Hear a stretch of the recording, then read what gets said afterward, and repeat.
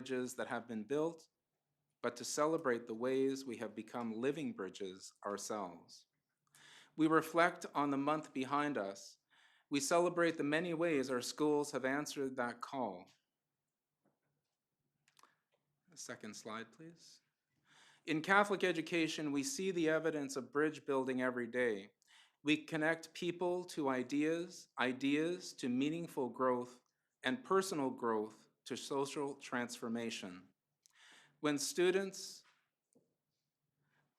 We help students discover that learning is not simply about acquiring knowledge, but about becoming the people God created them to be. Each lesson, conversation, act of service, and moment of accompaniment becomes part of this work. We build bridges between faith and life, between compassion and action, between individual gifts and the common good. This is the essence of putting faith into action, helping young people recognize that what they learn should shape how they live, serve, and contribute to the world around them. Next slide, please.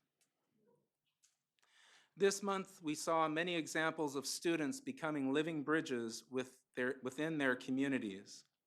Whether it was gathering for a closing graduation retreat, traveling to St. Joseph's Oratory in Montreal, or delivering kits for kindness to the Mission, Shepherds of Good Hope, and St. Joe's Women's Center, the students at All Saints built bridges of faith and solidarity.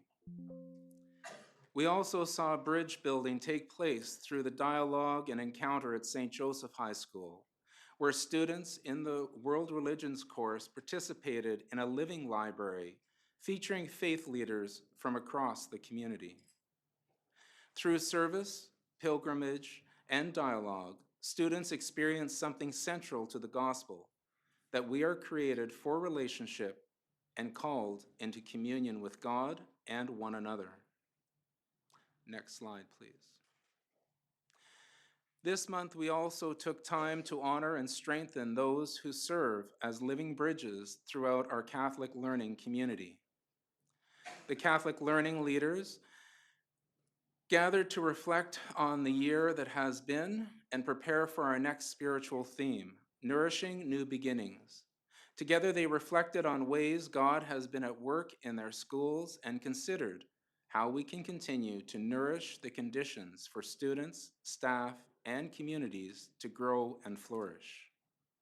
We also gathered for the OCSB Support Staff Summit, celebrating the many individuals whose daily work often happens behind the scenes, but is essential to the life of our schools. Through their care, expertise, and dedication, support staff build bridges of belonging, stability, and hope for countless students and families. These gatherings remind us of the importance of strengthening those who accompany, support, and serve as living bridges each day. Next slide, please. As we conclude another school year, we are reminded that the work of Catholic education is about more than academic achievement. It is about forming young people who can navigate a complex and often divided world with faith, wisdom, courage, and compassion. Our communities need people who can build relationships across differences, listen deeply to the experiences of others, and work toward understanding when it would be easier to withdraw. They need people who can recognize human dignity, see the common good, and respond to challenges with hope rather than fear. This is the vocation of becoming living bridges. Throughout the gospel, Jesus continually shows us that reconciliation, healing, and community are not an accident. They require intention, courage, and love.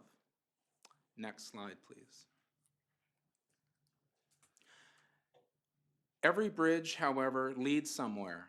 It opens the possibility of new relationships, a new understanding, a new path forward. In many ways, the bridges we build today create the conditions for the new beginnings that God is already bringing to life among us. And so as we build on the work of the past 2 years, we look forward to the third year of our spiritual theme as we turn our attention to nourishing new beginnings. Pope Leo XIV reminds us that each day can become the beginning of a new life when we learn to receive God's love and respond anew. This is a hopeful way to begin the next school year.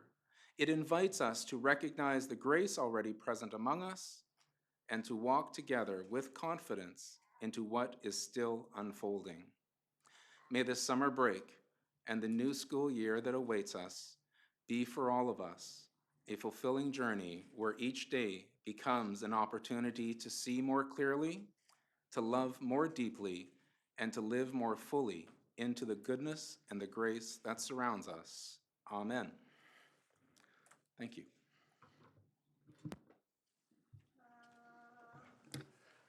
Before I call forward the first delegation, I'd ask the trustees to amend the agenda to move item I1 to B4. I'd like to move that, Chair Mullen. Thank you. And seconded by trustee Moore and trustee Simpson. All in favor? Opposed? Carried. Just to let the audience know that what I've done is I've asked that a item from our closed meeting, which happened before this meeting, with the Board of Trustees, there was a motion passed there, and I would ask the Vice Chair to bring it forward. There is a motion being put forward from the closed meeting, moved by trustee Brian Coburn, seconded by trustee Jeremy Whittet, that the board reinstate the bus attendant position to support DE students effective immediately, and that senior administration communicate this decision to the community, and that the board continue to study ways to improve transportation services for our DE students.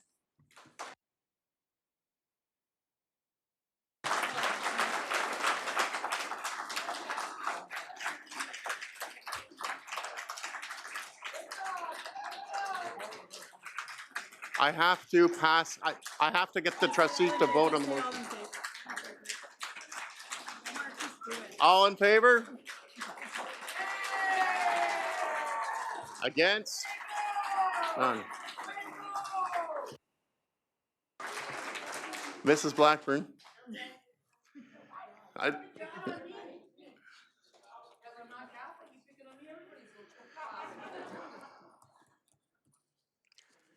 Just to let everybody know, we heard you loud and clear. And the other thing is, this is the reason that many of us ran to be trustees originally, and still, and will do again in October. It's for the most vulnerable kids. This isn't a debate. So I would ask for the delegations to come forward, please. I would ask that Sadi Lajoie please come forward.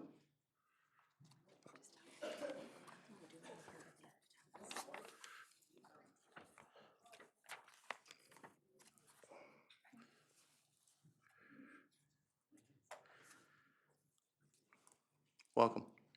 We're now at the delegations item on the agenda. Each presenter has a speaking order. I'll call you up to the table one at a time. Each presenter has up to 3 minutes to speak. Associate Director Bellotti will signal you when you have 1 minute left when your time is completed. Okay. Go ahead. Good evening, trustees and members of the board. My name is Sadie, and I'm here as Hayden's mother. Hayden's in the developmental education program within the Ottawa Catholic School Board. She takes the bus to and from school each day upwards to 3 hours. She is nonverbal, medically complex, physically and intellectually disabled, uses a wheelchair, is autistic, and lives with uncontrolled seizures. This means that despite being on multiple medications, she still seizes. I guess a lot of this doesn't matter now, but I'm going to say it. If Hayden has a seizure, as on the bus, order. Excuse me, please. We just have the speaker speak to the trustees. I'm just going to interrupt you for 1 second. It does matter. We want to hear your opinions. We're still working on getting some bugs worked out at the system. So we're interested in your opinion. If Hayden has a seizure on the bus and nobody notices, she can aspirate. She can stop breathing. She could die before she ever arrives at school. The horrifying reality is no one that would notice until the bus got to school, and by then she'd be dead. That is not simply an accident, that is preventable harm. The bus driver's job is to drive. They are responsible for keeping their eyes on the road, navigating traffic, bad weather, icy roads, sudden stops, and the safety of everyone on board. How is one driver supposed to safely drive a bus and monitor up to 5 medically vulnerable children at the same time? If the issue is that a child may not be able to ride the bus when an attendant is sick, then the solution is not to remove attendants altogether. The solution is communication and choice. Call the parent, tell them an attendant is unavailable. Let the parent decide whether they can drive their child, keep their child home, or make another safe plan for the day. But removing the attendant program entirely takes the choice away. It turns an occasional staffing issue into a permanent safety risk. Why are we shutting down the whole program instead of fixing the gaps in coverage? Because of this decision, my daughter will not have safe access to education and will be forced to stay home. She will not receive an education or any of the therapies that she receives at school, and this is a violation of human rights. Parents like myself already worry constantly that due to our children's medical fragilities, that the worst may happen. We've somewhat been able to feel like our kids are being well taken care of and supported by the Ottawa Catholic School Board. But this callous decision to cut attendance has shaken my trust in the school board. These students need eyes on them at all times. Their lives depend on it. The fact that these cuts will be made without proper consultation with families, educators, bus drivers, or CHIO is beyond irresponsible. It's actually negligent. If a child has a medical emergency and dies on a bus, this will be the fault of the Ottawa Catholic School Board. Please, I urge you to do the right thing and help keep our children safe. We need to keep bus attendants. Our children's lives may literally depend on it. Thank you.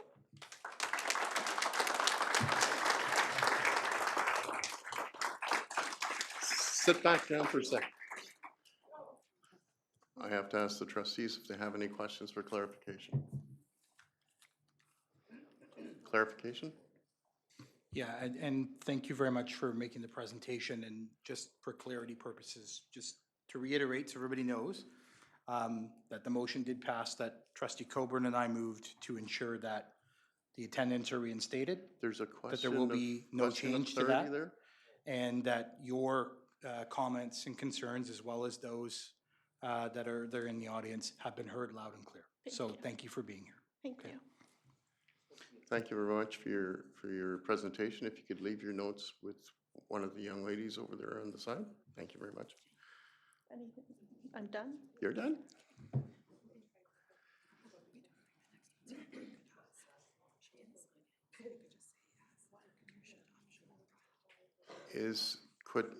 I'm going to pronounce this very badly. There we go. Please come forward and welcome.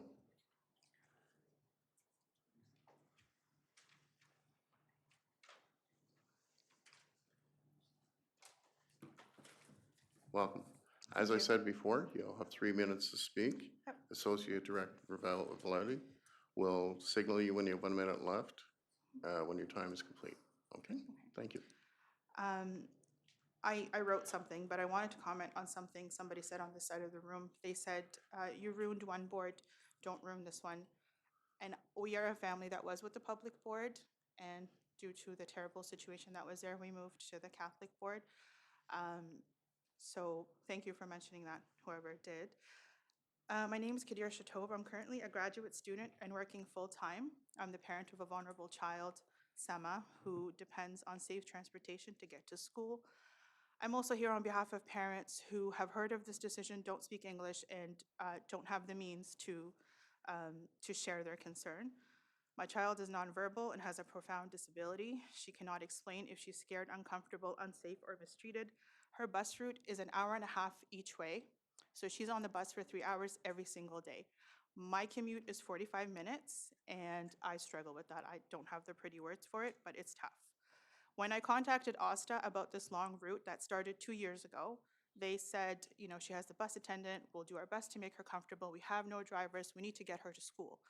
And my daughter does extremely well at school. She's happy, she's social. Physically, she does better, she sleeps better, she eats better. Our family life at home is so different if she's going to school or if she's not. And also said their goal was just to get kids to school. So we worked with that. We did our best with this long route. Last week, she came home at 6 p.m. She usually is home at 4:30. She came home at 6 p.m. because there was traffic. I was sitting on the curb waiting for her to come home. I had communication with the bus attendant that there was an accident and they're just stuck in traffic. But I could not stop thinking, what would happen next year when there is no bus attendant? For us, the decision was 100% she doesn't go to school. That would not have been an option because the bus attendant is not an extra. It's a basic safety measure. She provides supervision, reassurance, another adult presence at CHIO and wherever we go. If she needs to be examined, there always has to be 2 adults. We know why this rule exists. We also know what happened at the public board when there was a bus driver who sexually assaulted a student. This is what lives in the back of our minds.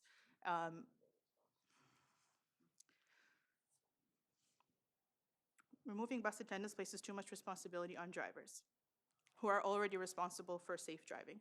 So unless you're looking to hire a new round of drivers that have eyes on the back of their heads, safety is being disregarded. A driver cannot manage the road, vulnerable children, respond to medical or behavioral needs. We have distracted laws in Ottawa, and this is a distracted law situation. 1 minute remaining. Pardon? Oh, okay. So parents were not meaningfully consulted, and please keep in mind, we are families that already feel invisible in society. We feel invisible everywhere we go. Whatever you think is accessible is not accessible. So when we heard that this decision was made without our regard, it made us even feel more invisible. My last comment was that lawsuits are a lot more expensive than bus attendants. Thank you.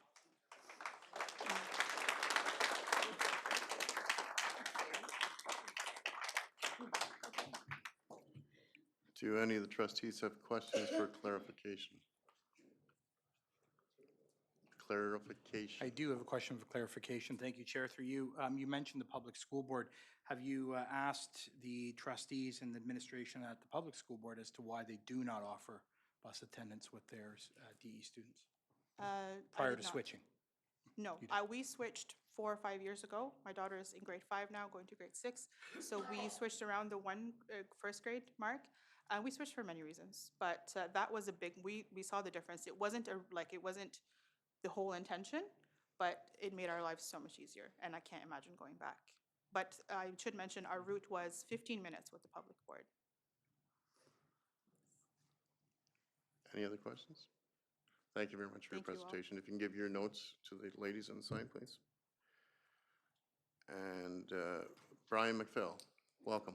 Thank you. As I said before, you have 3 minutes to speak. Director Pallotti will signal you when you have 1 minute left when your time's complete. Okay. I just want to start by thanking the board and the trustees for allowing me to speak here today. My name is Brian McPhail. I'm the father and voice for Mia McPhail. She's a 6-year-old student in the DE program at St. Francis of Assisi Catholic School in Orleans. Mia is undiagnosed, nonverbal, non-mobile, visually impaired, and epileptic. She is my little princess. Sometimes we refer to her as my little Chucky. And I am her Professor Scratchy Face. At just 28 pounds, she's hypotonic, which means low muscle tone, yet pound for pound, she's stronger than anyone I've ever met in my life. She has the strength to get herself into trouble, but not the coordination to get herself out of trouble. She requires full care and attention whenever she is awake. My father taught special education for 51 years, including returning from retirement during COVID to support his former students. He dedicated his life to his children, as he called them, and spent decades volunteering and leading not-for-profit organizations that support individuals with intellectual and developmental disabilities. I've worked with the same employer for 31 years, 29 of those in leadership roles. I've supported many youth from vulnerable groups, including current and former OCSB students in my various roles.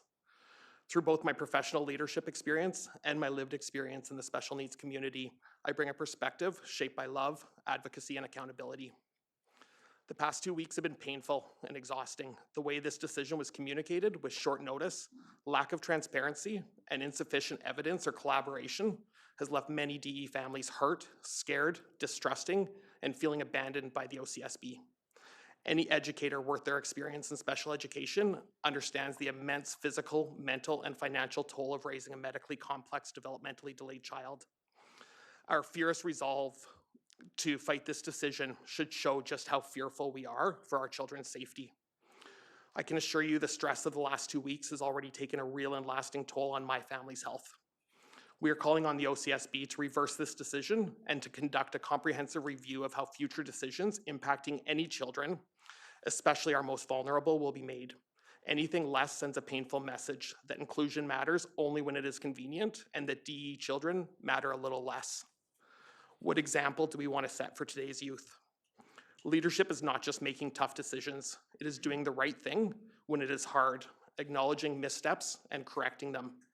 Since Mia's delays began, people have called us strong and brave. I always reply that it is our children who are the brave ones.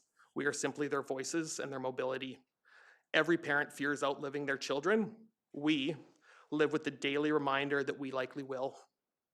Please do not put them at further risk. Let us work together to rebuild trust, to rebuild the bridges that have been damaged, to protect every child. The entire OCSB community is watching you. Thank you.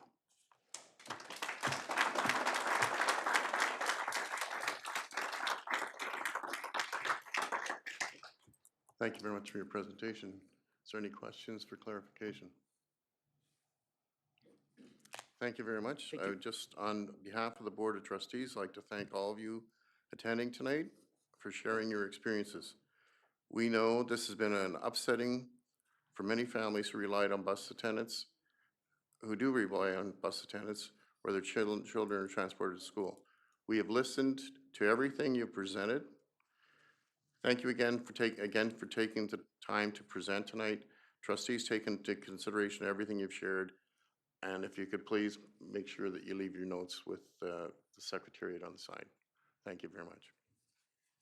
I'm now going to continue with the rest of the meeting. So if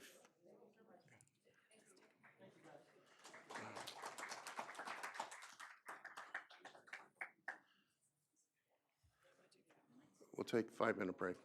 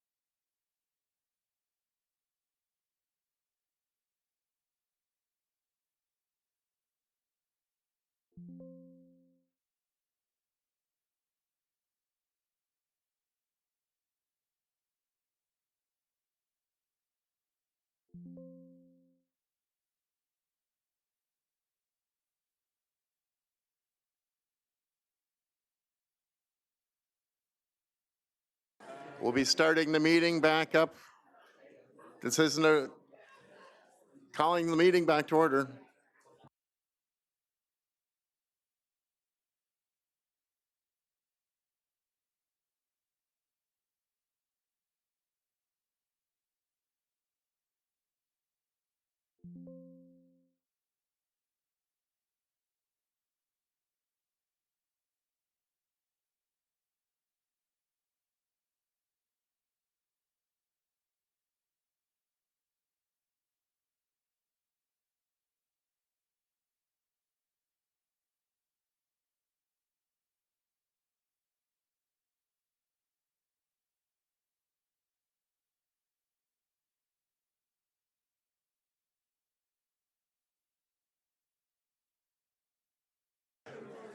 Trustee Phelan, Trustee Whittick.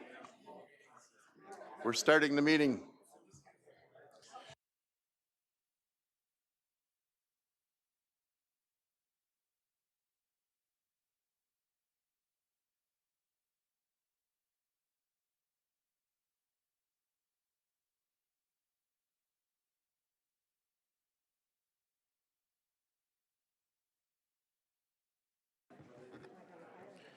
Item D, can I have someone move the approval of the agenda, please?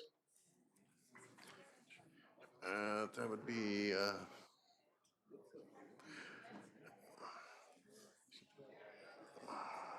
Trustee McEwen, seconded by Trustee Moore, that the agenda for the regular board meeting as amended That's not what's left. for June 23rd, 2026 be approved. All in favor? Opposed? Carried. School student departmental profile, chair and vice chair award presentations. First is the chair's service excellence award, tongue-tied. This award is given annually in recognition of outstanding contributions made to the Catholic school system, serving the students, staff, and the greater community of Ottawa, or to the betterment of Catholic education in Ontario in general. We are honored this year to present this year's Ottawa Catholic School Board Chair's Service Excellence Award to Mary Ann Dunn, former Ottawa Catholic School Board Choir Director. Mary Ann was the choir director since the inception of the choir in 1991, with a group of 57 students until she retired in 2016. There are now 5 choirs with over 200 students who raise their voices in song for concerts in the spring and at Christmas. Mary Ann inspired many children for a passion of singing. Under Mary Ann's leadership, the choir performed on stage at many notable venues and events for various dignitaries such as Nelson Mandela, the King and Queen of Japan, Alex Colville, and several Governor Generals. Please join me in congratulating Mary Ann on being the recipient of the Chair's Award for the Service Excellence.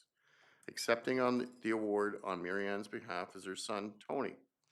Tony Dunn is a retired educator and has been an accompanist for the choirs for many years. Congratulations. Want to come up here?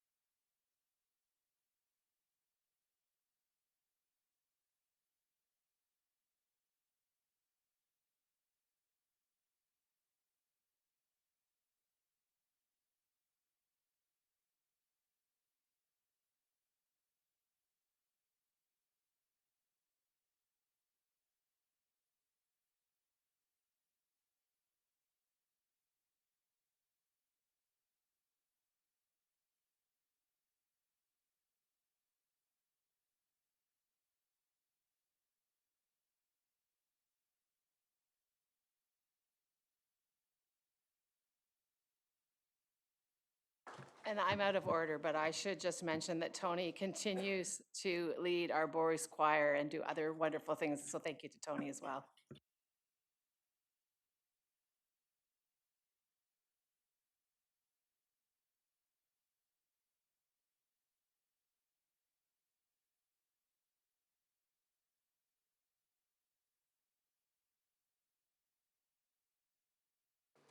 Now we're on to the Chair's Award for Outstanding Volunteer Contribution. This award is presented annually in recognition of many years of dedicated service to the students and families of our board. Stephen Boucher is this year's recipient of the Chair's Award for Outstanding Volunteer Contribution for the Ottawa Catholic School Board. This honor recognizes his long-standing commitment to Catholic education and parent engagement.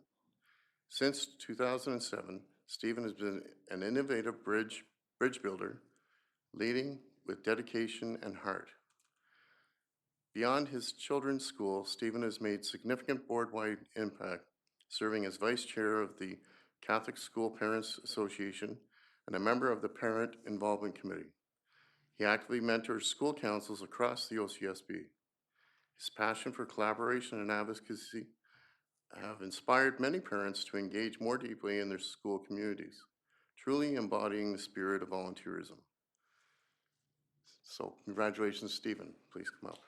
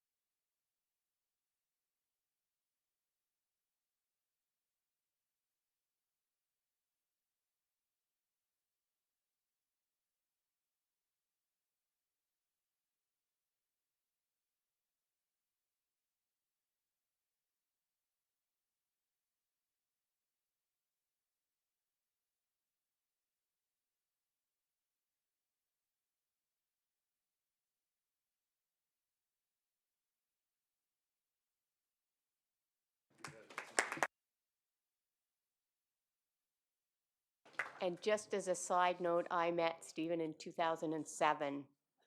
You came on to, we met. We did some stuff together.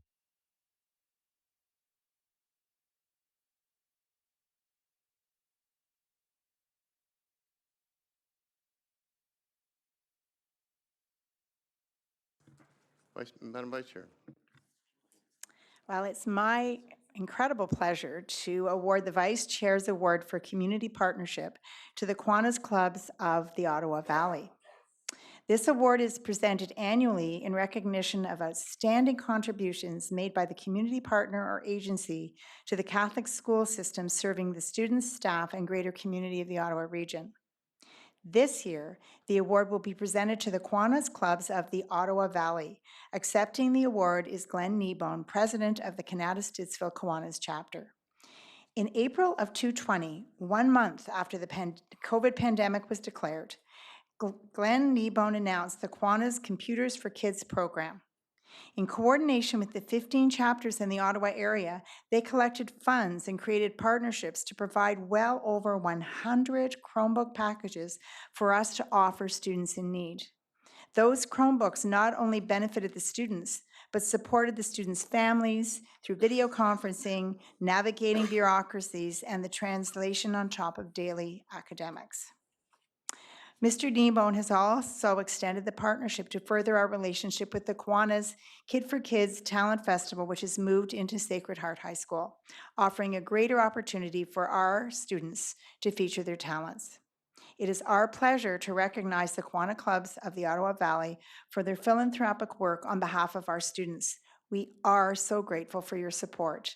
Please join me in congratulating them on receiving this well-deserved recognition.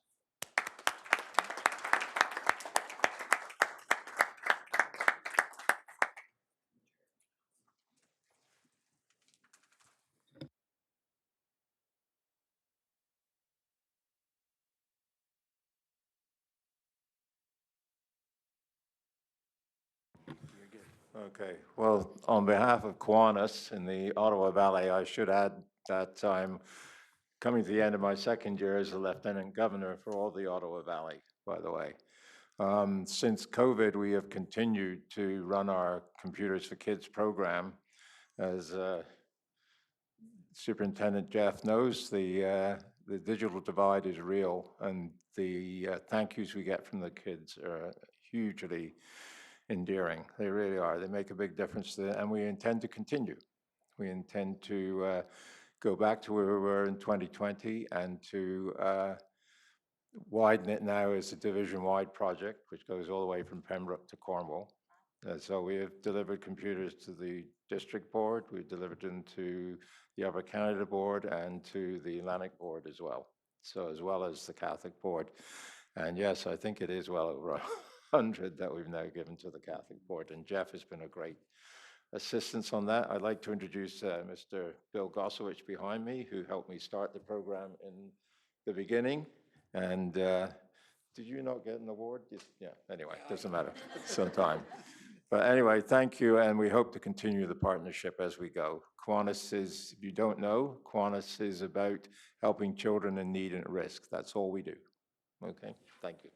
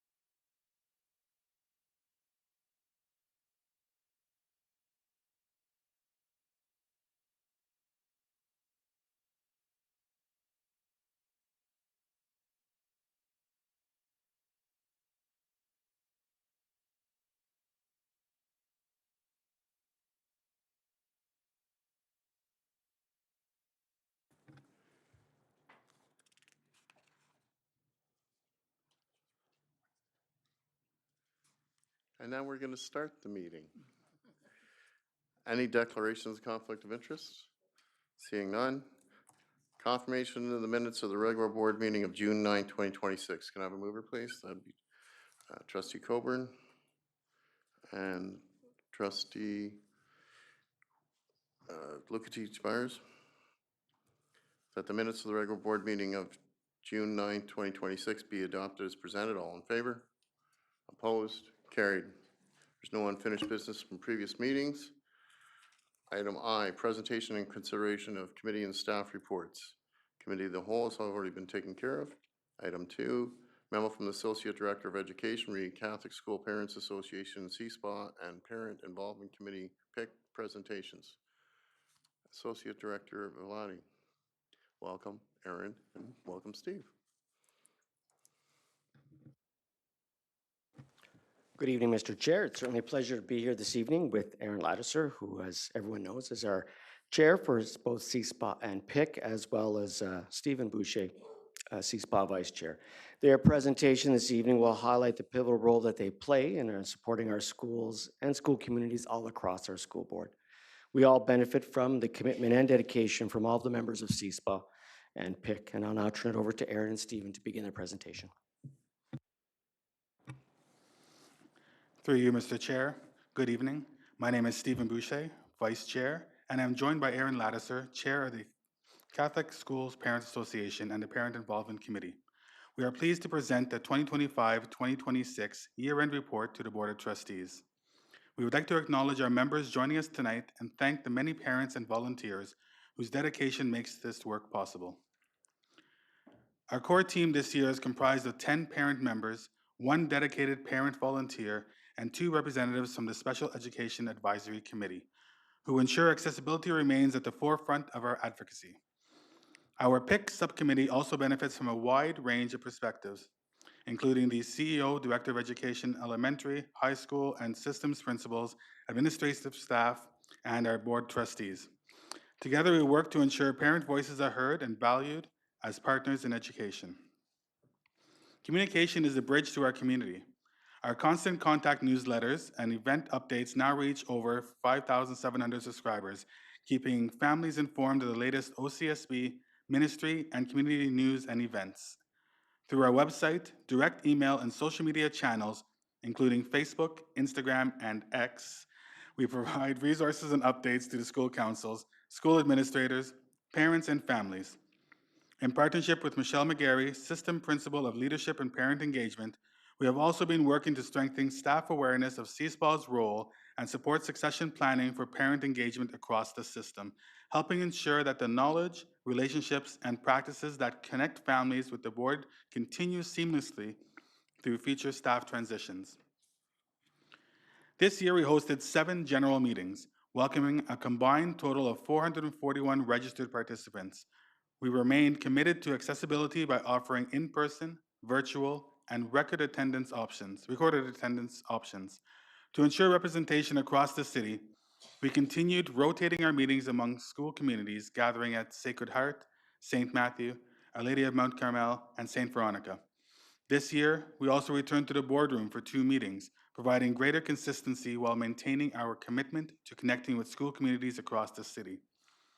Our meeting agendas were packed with vital information for parents and families. Key themes this year included anti-Black racism staff PD, faith education, and mental health and well-being. We also facilitated critical engagement on the student census, career planning, and environmental initiatives, ensuring parents were updated on everything from planning and facilities to inclusive education for multilingual learners. In addition to our general meetings, we held 4 virtual PIC meetings in October, December, February, and May. Our engagement begins before the school bell rings.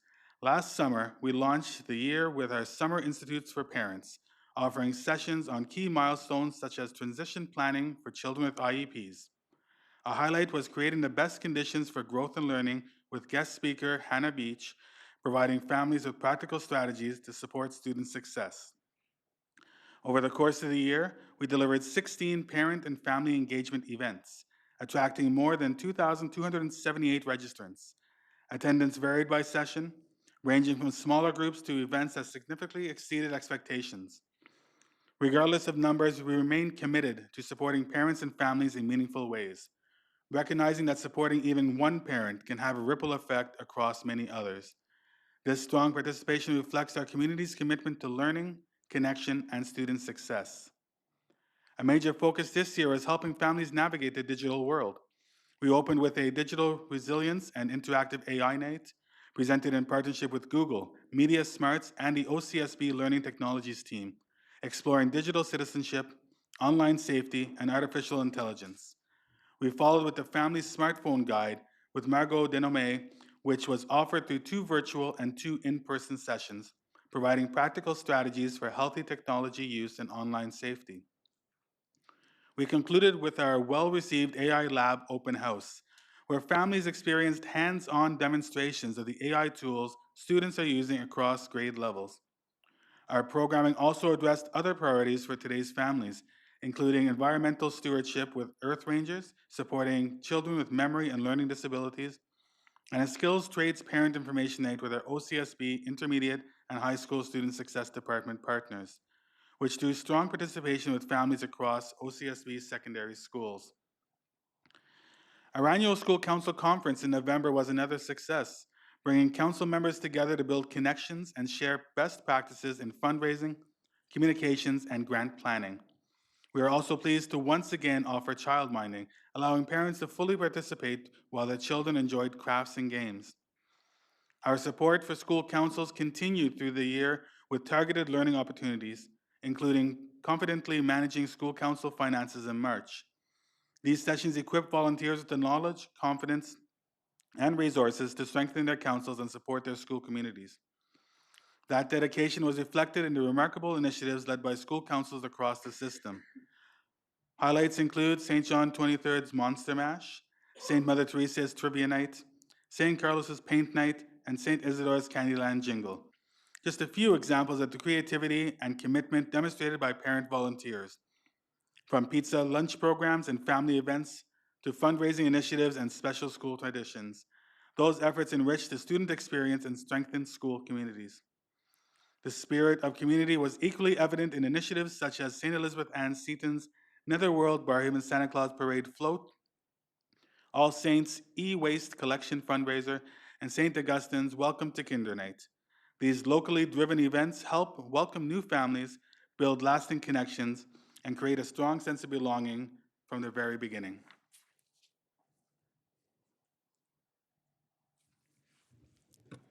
The Ministry of Education provided $64,894 in PIC funding this year.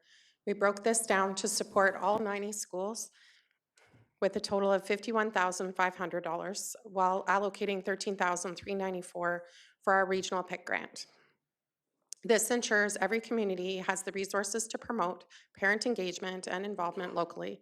These funds were put to excellent use across the board. Schools hosted family games and arts nights, supporting curriculum learning, wellness nights, and school open houses. Funding also supported practical needs like child minding for meetings, school council resources, and volunteer apparel, all of which help lower barriers to parent participation.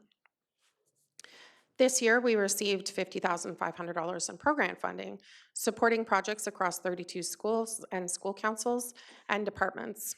These grants allow for deeper, more specialized engagement projects tailored to the unique needs of the individual school communities from Convent Glen to St. Veronica.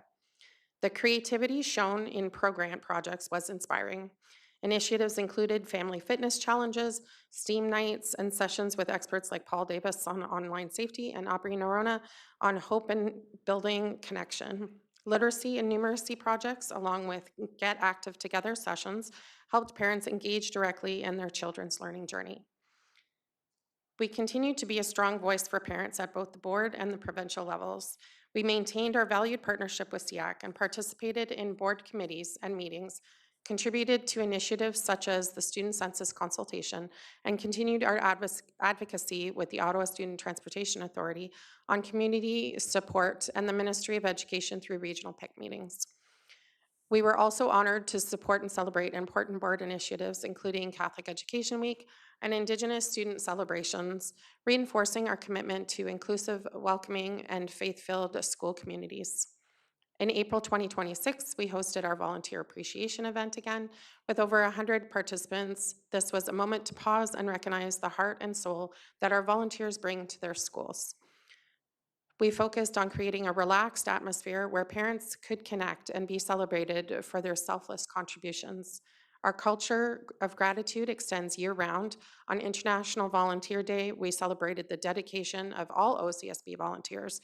Here are just a few highlights from St. Monica, St. Anne, St. Leonard, and St. Isidore. We encourage schools and school councils to continue tagging us in their celebrations so we can amplify the incredible work being done across the school board.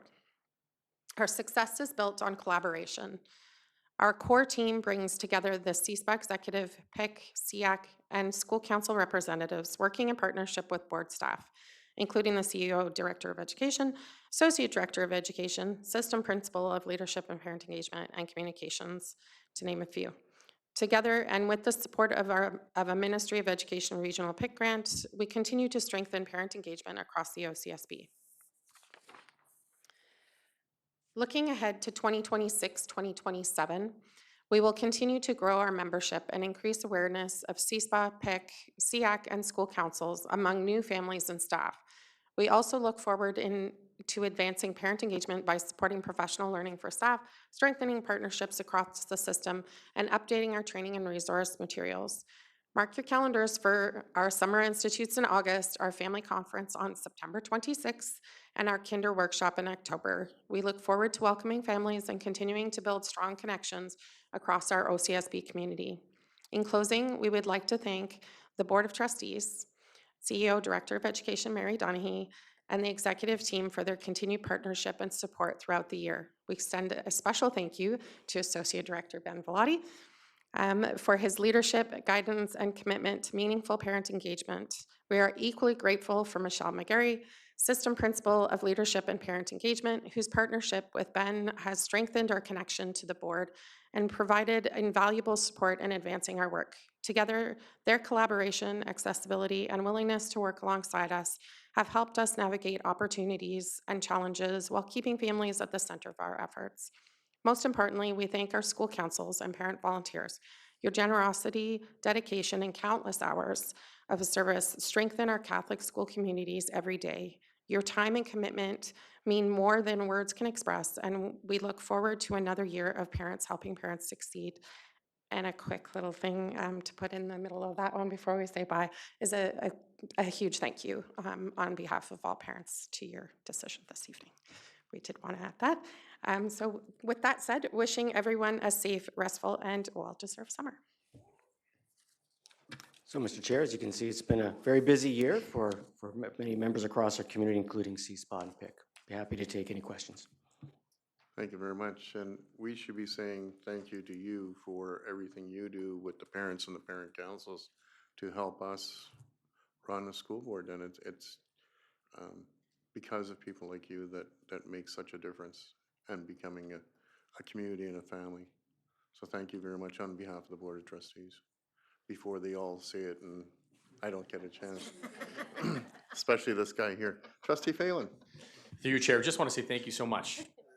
You know, the end. No, but from the bottom of my heart, honestly, everything you do from, you know, they say many hands make the work light, and it's really hard to recruit and find volunteers out there in any school, especially the ones that are coming in the kinder ages where those parents are so eager and so excited to be involved in some capacity and they just don't know what to do. And you both step forward to help recruit, to retain, to train, and to get these people involved. So thank you for all that you do. I know the schools that I support definitely appreciate everything that you do. The funding that you bring forward is just absolutely amazing, and it's tough to advocate. It's tough to go and get funding like that, but yet you give every dollar back to the school, and just thanks for all that you do. We really, really appreciate it. Was that good? Chair? Okay. Thank you. Trustee Moore. Thank you, through you, Mr. Chair. So I'll say thank you as well. And Stephen, you look very nice tonight. Congratulations on the award. I had a question. I was paying attention when you said about they spent the money for PIC, and I see that there's calm and connection, but there doesn't seem to be anything about anxiety and mental wellness, that's really been a focus since the pandemic, or is it now just a standard? So mental health is definitely still there. Things have kind of shifted. It's more kind of relationship skills is definitely seems to be the hotter topic. We are currently looking at bullying and relationship skills for next year. A little hard to find a presenter, but we're currently in the research phase of that one for next year. But we're definitely seeing a shift in that direction. Not that anxiety and those topics aren't still there, but we try to rotate around every few years. And as most of you know, with every single registration we do actually ask parents, and I know it seems kind of annoying that we ask every single time, but we do have a ton of parents who actually fill that out. So we do actually look at those and see what the hot topic is on there. So things shift from year to year, but definitely relationship building, bullying. Yeah. Vice Chair Simpson. Well, I have to thank you too now, but I do want to thank you for your gift of time, which is so invaluable. And I love your little motto, parents helping parents. And I especially love reading your newsletter because it's always so full of excellent information. But I do want to give you a very special thank you for the school councils out there that are really having difficulty attracting parents. Some of my schools, they've really been building and trying to build a momentum of attracting a couple of parents, but I know all of them have, reached out to you and you give them critical support when they sometimes are very discouraged, and you give them great ideas and how to attract parents and how to support the parents that they have. So for me, from my schools downtown, I would really like to tell you, thank you. And they know you're listening, and they're happy to reach out to you because you're very responsive to them. So thank you.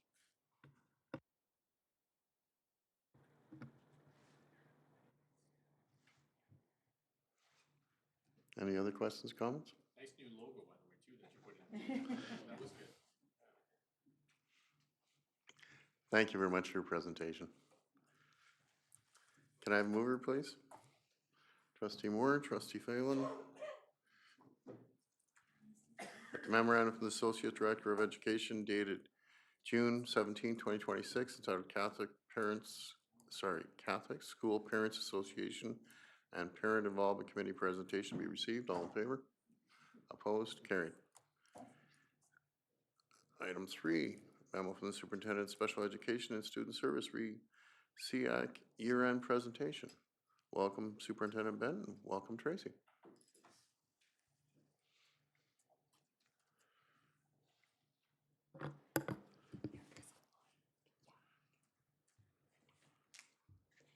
Good evening, Mr. Chair. It is my pleasure this evening to introduce Tracy Clark, the Chair of the Special Education Advisory Committee, and the Vice Chair, Erica Thrift-Caird, who is joining us online. They are here this evening to present the committee's annual report for the 2025-2026 school year. During their presentation, they'll provide an overview of SEAC's work this year, including accomplishments and highlights, ongoing partnerships, and as well looking ahead to next year. I'll turn it over to Tracy and Erica. Thank you. I think Erica's just going to try to get in online again.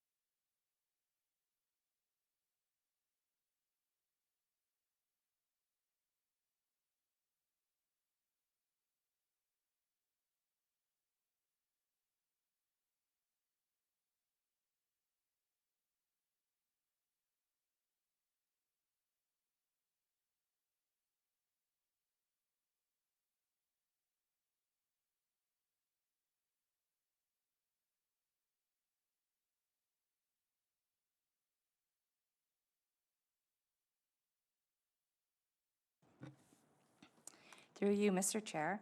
Sorry, as I paraphrase the beginning here because Erica was supposed to start and Liam's trying to get her in.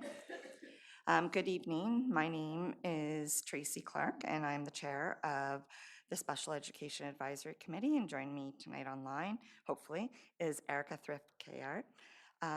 We thank you for this opportunity to present our annual SEAC report. We are pleased to be here tonight to provide an overview of our committee's work and accomplishments during the 2025-2026 school year, while also sharing our priorities and plans for the upcoming school year. SEAC is a ministry-mandated advisory committee that provides advice and recommendations to the board on matters relating to special education programs and services. Under Ontario Regulation 464-97 and board policy, SEAC may include representatives from up to 12 local associations along with one or more members at large, in addition to 2 trustees appointed by the board. Our committee currently consists of 6 association representatives and their alternates, 1 community member at large, and 2 trustees and their alternates. 2 of our association representatives also serve as liaison between SEAC and the Ottawa CSPA PIC, helping to strengthen collaboration and communication between our teams.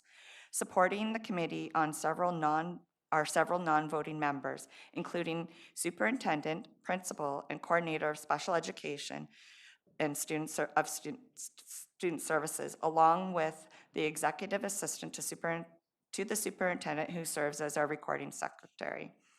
SEAC meets 10 times each school year, generally on the 3rd Wednesday of each month at 6:30. Meetings are held at the Catholic Education Center, with members, presenters, and guests primarily attending in person, while virtual participation is available when required. During January and February, meetings were held exclusively online. Throughout the year, SEAC received 12 presentation and updates. 11 presentations were delivered by board staff on a range of special education initiatives, programs, and services.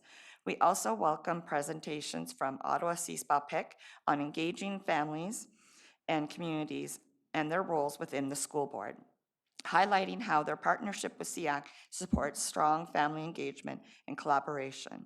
In addition, we received a presentation from the superintendent outlining SEAC's role and responsibility. These presentations support ongoing learning and strengthens SEAC's ability to provide informed advice to the board. We would also like to recognize our learning technology partner, Liam, whose ongoing support has been invaluable throughout the year. His expertise, responsiveness, and willingness to assist with the technology that supports our meeting have helped ensure SEAC's work could be carried out effectively. We are sincerely grateful for his partnership and support. At this time last year, SEAC identified several priorities for the 2025-2026 school year. We are pleased to report that many of these goals were successfully achieved. One area we were not able to advance as intended was a regular participation of a student senate representative. While parent and association voices continue to be central to SEAC's work, we also recognize the importance of including student perspectives in discussions related to special education, and this remains an area for future consideration. Another key initiative has been the development of the SEAC Guide and Code of Conduct. This resource is intended to support both current and future members in understanding their roles and responsibilities, and we look forward to sharing it with the incoming 2026-2030 SEAC membership this fall.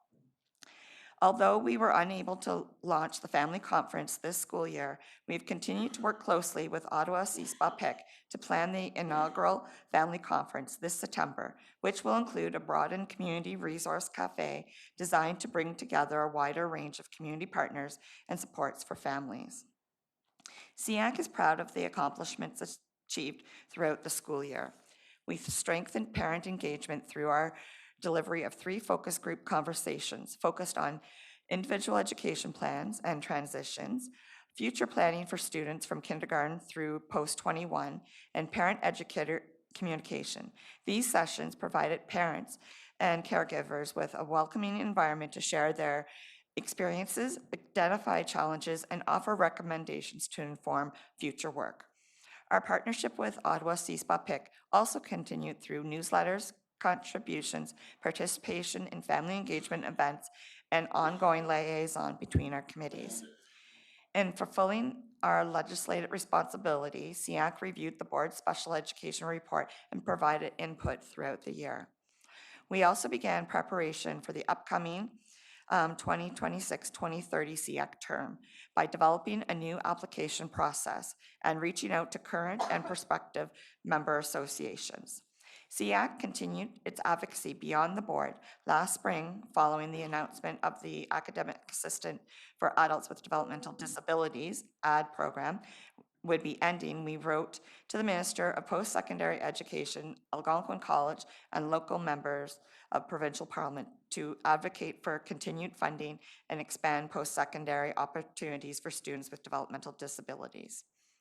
In addition, we collaborated with Ottawa CSPA PIC to provide input into the board budget, and we are proud that 4 SEAC members represented our committee on 7 central board committees, ensuring the voice of special education was reflected across the organization. This year, SEAC began a review of its virtual identity in collaboration with the Communications Department. Inspired by Ottawa CSPA PIC's recent logo redesign, this work aimed to ensure SEAC's branding better reflects today's OCSB community and the committee's evolving role. Committee members and board staff were invited to participate in a survey to share feedback on the current logo, including what they valued, what could be improved, and the key values they would like reflected in the refreshed design. We are pleased to share that the new logo has been received and will be officially launched for the upcoming school year.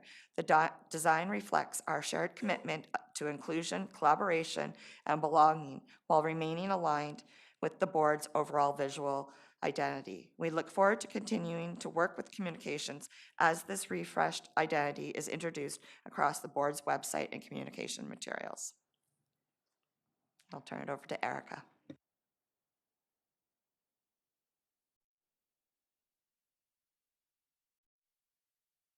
Just a second, Erica, we can't hear you. I think you're on mute.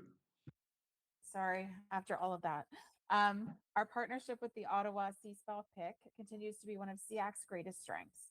Throughout the year, we work together on a variety of family engagement initiatives, including newsletter contributions, focus group conversations, and collaborative planning opportunities. Following each of our 3 focus group conversations, we work together to develop briefing documents and frequently asked questions that capture the experiences, perspectives, and recommendations shared by OCSB parents and caregivers. These resources were presented to SEAC, shared with the Inclusive Education Programming Committee, and shared with the Special Education and Student Services Department, ensuring that the voices of families continue to inform future planning, programming, and decision-making. As we look ahead to the 2026-2027 school year, we are excited to continue strengthening this partnership through the new Family Conference, additional parent engagement opportunities, and ongoing collaboration in support of students and families across the OCSB community. SEAC also continued its strong partnership with the Special Education and Student Services Department. Committee members participated in the annual Transition Planning Resource Fair, hosted jointly with the Ottawa Carleton District School Board. The event provided families with information about post-secondary education, recreation, employment, and community supports available post-21. SEAC members also shared the updated roadmap to success for children with developmental disabilities, helping families navigate available services and transition planning. We are grateful to Ottawa CSPA PIC for supporting the printing of hard copies of this resource for next year's events, ensuring it remains accessible to all families. Looking ahead, SEAC has several priorities for the coming school year. These include preparing for the new 2026 to 2030 SEAC term by recruiting member associations and representatives, hosting 2 parent focus group conversations in partnership with CSPA PIC, finalizing the SEAC Code Guide and Code of Conduct, and exploring opportunities to strengthen our relationship with the Student Senate. We also look forward to supporting the Family Conference this September. In addition, we will continue working with board staff to develop parent-friendly resources, including a more accessible version of the special education report and materials to support understanding of individual education plans. As we look to the future, we also hope to strengthen our partnership with the board and SEAC's legislated role as an advisory committee. While we value the many presentations and updates we receive, we look forward to more opportunities to provide advice and feedback earlier in the development of initiatives, programs, and policies that impact students with special education needs. We believe that meaningful consultation and collaboration from the outset will further strengthen the excellent work already taking place across the board and ensure that the voices of families, associations, and community partners continue to inform decision-making. This year, we also say farewell to 3 valued members of the Special Education Advisory Committee. Mara Tepesky, our community member at large and former vice chair, has been a dedicated advocate for students and families. Her thoughtful leadership, insight, and commitment to inclusive education have been greatly appreciated by the committee. We also thank Leanne Ketty, the main representative from the Learning Disabilities Association of Ottawa Carleton, and Antonio Giambardino, who served as the association's alternate representative, for their many contributions. Together, they brought the important perspective of the learning disabilities community to our discussions, and their commitment and advocacy have helped strengthen SEAC's work on behalf of students with special education needs. We extend our sincere appreciation to Betsy Sherman, representative of the Association for Bright Children, for her dedicated service to SEAC. Betsy's thoughtful advocacy and commitment to supporting students with exceptional learning needs have enriched our discussions and contributed to the committee's work on behalf of families. On behalf of the entire committee, we extend our sincere thanks to Mara, Leanne, Antonio, and Betsy for their dedication, advocacy, and service to SEAC. We wish each of them continued success in their future endeavors and thank them for the lasting impact they have made on our committee and the families we serve. As we bring our presentation to a close, we would first like to acknowledge that the work of SEAC is only possible because of the strong partnerships we have built throughout the Ottawa Catholic School Board community. To Chairperson Mullen, Vice Chair Simpson, and the Board of Trustees, thank you for your continued leadership and steadfast commitment to students with special education needs. Once again, the board has demonstrated that commitment by investing approximately $29 million beyond the Ministry of Education's special education envelope. This significant investment reflects your belief that every student deserves access to the programs, services, and supports they need to succeed. Your continued support of inclusive education and your confidence in the work of SEAC are sincerely appreciated. To CEO Director Mary Donaghy, the senior leadership team, Superintendent Benton, and the Special Education and Student Services team, thank you for your openness, collaboration, and unwavering commitment to ensuring every student receives the supports they need to reach their full potential. Your willingness to listen, engage in meaningful dialogue, and work alongside SEAC has been greatly appreciated. To our partners at Ottawa CSPA PIC, thank you for another outstanding year of collaboration and partnership. Together, we have strengthened parent engagement, expanded opportunities for families to share their voices, and demonstrated the impact of working together with a shared commitment to supporting students and families across the Ottawa Catholic School Board. Finally, we would like to recognize our fellow SEAC members. As volunteers representing parents, associations, and the community, each member brings unique experiences, perspectives, and expertise to our table. Throughout the year, we have worked respectfully, collaboratively, and always with the best interests of students at the heart of every conversation. It has truly been our privilege to serve alongside such a dedicated group of advocates. Serving as chair and vice chair of SEAC this year has been an honor and a privilege. We are proud of what we have accomplished together and grateful for the trust, collaboration, and shared commitment that have made this year so successful. On behalf of the Special Education Advisory Committee, thank you for your continued support through the 2025-26 school year. We wish everyone a safe, restful, and well-deserved summer, and we look forward to continuing our work together in support of students and families in the 2026-27 school year. Thank you. And I'll jump in like Aaron did. And on behalf of SEAC and Erica and I would like to thank all of you for overturning the bus attendant situation. We greatly appreciate it. Erica and I have talked to many parents over the last 2.5 weeks. So thank you. And we're happy to answer any questions. Again, thank you very much for everything that you do, you know, the two of you and the whole committee on SEAC. It is the most vulnerable kids that we have in our system, and we appreciate everything you do to keep this going. Jaden. Hi, through you, Mr. Chair. Not a question, just a comment. I think Kiara and I can both agree how amazing it would be to have more work from SEAC working alongside with Student Senate and hearing their perspectives. So I just wanted to say for the next year, I would love to see some work with the Student Senate. I would love that. So thank you. Thank you. We'll be in touch. I believe it's Ben that oversees that. So we'll be in touch. Trustee Lukatich-Myers.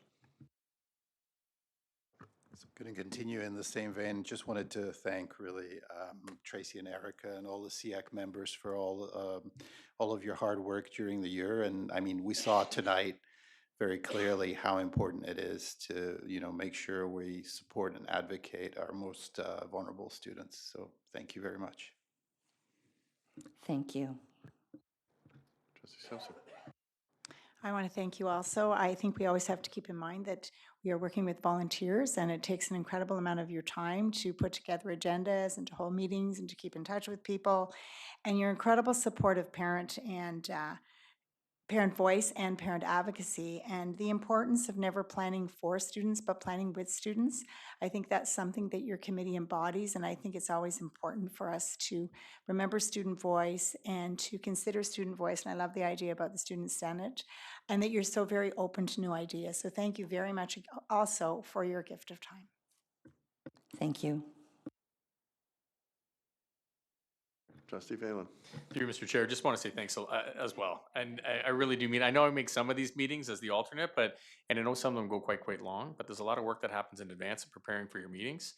And you're dealing with a lot of individuals who are bringing their advocation and their voice on behalf of their represented groups. That's a lot of people to control in a meeting. It's a lot of work. It really is. So thanks for trying to keep order in some of these meetings, because it's really difficult to fight for 100 things when you just don't have the time in a day or the capacity with a full-time job and everything else you do, and then you come here and you fight on behalf of those that are really vulnerable. So, you know, we are, maybe just to add to that, you know, that decision that was made this evening as well, that was unanimous, that was across the board, and all 10 people were rowing in the same direction. So thanks for all that you do, and really appreciate the advocacy and the work.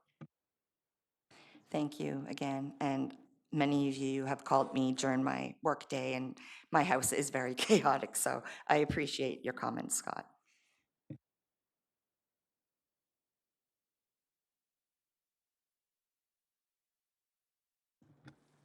Again, all I can say is thank you for everything you do. Enjoy the summer. Can I get a mover, please? Trustee Melito and Trustee Phelan. That the memorandum from the Superintendent of Special Education and Student Services dated June 16, 2026, entitled SEAC End of Year Presentation be received. All in favor? Opposed? Carried. Item J1, memo from the Superintendent of Special Education Student Services, Life Labs Program Overview. Welcome back, Superintendent Benton. Welcome, Robin, Marilyn, Leslie. Thank you. Through you, Mr. Chair. I'm pleased this evening to introduce the presenters for the presentation this evening. Robin Bertrand is our ABA lead. Marilyn Green is a behavior analyst, and Leslie Somerville is an educational consultant. Life Labs is a high school alternative program designed to bridge the gap between theory and real-world application through event-based teaching for essential life skills. Students who choose to participate in Life Labs already have an individual education plan, which identifies goals related to improving student well-being, engagement, and emotional regulation through hands-on learning. As well, it uses a lab and field model by combining explicit daily instruction with real-world application. Success for this program relies on a multidisciplinary team approach, providing staff training, coaching, and resources. And I'll turn it over to Robin.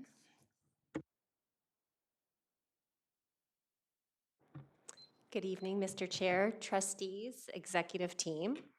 I will refrain from introducing us since Nicola did that already. So thank you for the opportunity to present tonight. We're excited to be here to tell you a little bit more about Life Labs. Life Labs is a proactive approach to supporting student independence, which we have lovingly tagged as Life Labs. This is a high school not for credit pathway, so we call it a K course, that gives high school students voice and choice because it's offered as a high school elective. Rather than grouping students by their diagnosis or by their needs for support, our groups are organized based on shared interest and goals, creating a natural environment for learning. We use event-based teaching to create meaningful hands-on experiences. While you might see students cooking, shopping, managing special events, the activities are just vehicles for us to embed specific explicit teaching for target skills. Such as communication, flexibility, cooperation, independence. This is a dual learning environment, so not only does Life Labs act as a training ground for students to build important skills, it's also a live coaching clinic where our staff can build the expertise to deliver the strategies effectively. Why did we create Life Labs? Our data indicated a high incidence of challenging behaviors and prompted referrals to better support our high school students with complex individual learning needs.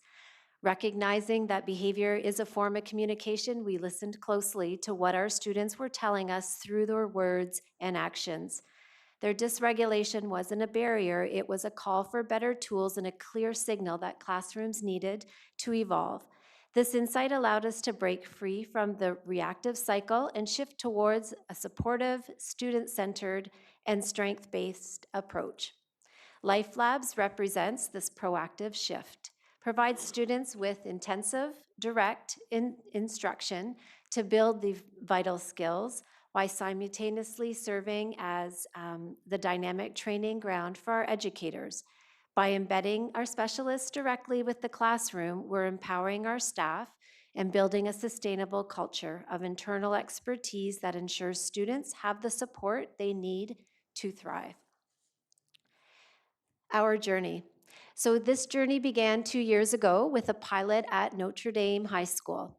When the event-based teaching was introduced, we saw a reduction in incident reports and a rise in student engagement and progress towards individualized goals.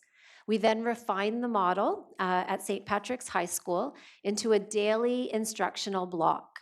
The data was clear: a sharp decline in non-cooperative behaviors paired with the rapid growth in classroom participation. Tonight, we're very proud to announce our expansion into multiple high schools.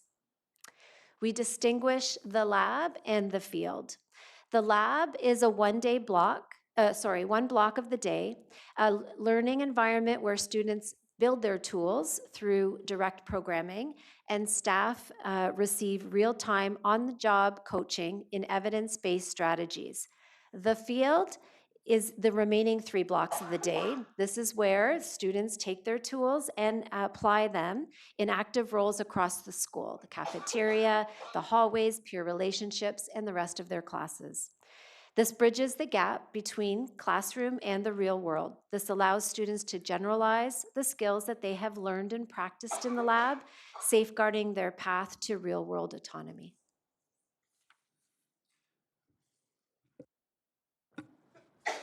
Our students often hit the gap of unspoken life skills, like self-advocacy skills or emotional regulation. We don't view these skills as optional soft skills. We view them as essential competencies. If a student can't transition or cooperate, they can't participate in their life. We teach skills to fluency so that they can navigate their world with autonomy. Many of these students also present with multiple exceptionalities, including intellectual developmental disability, communication, autism, or behavior, that impact daily functioning and the ability to generalize skills across environments. Without targeted systematic instruction, these skills often do not transfer into real-world context. Using structured, intensive teaching strategies, we break complex skills down into smaller, manageable steps and provide multiple opportunities for instruction, practice, feedback, and reinforcement.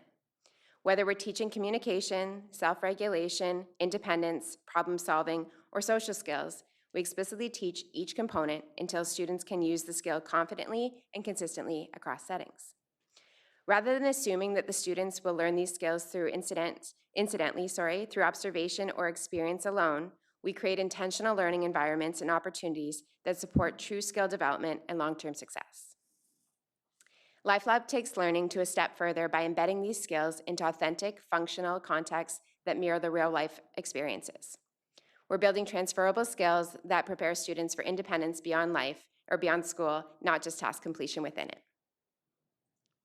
The data confirms that this approach is working. In just 11 weeks, 5 of the 7 students have mastered our core categories of communication, tolerance, transition, and cooperation, demonstrating strong and consistent skills across settings.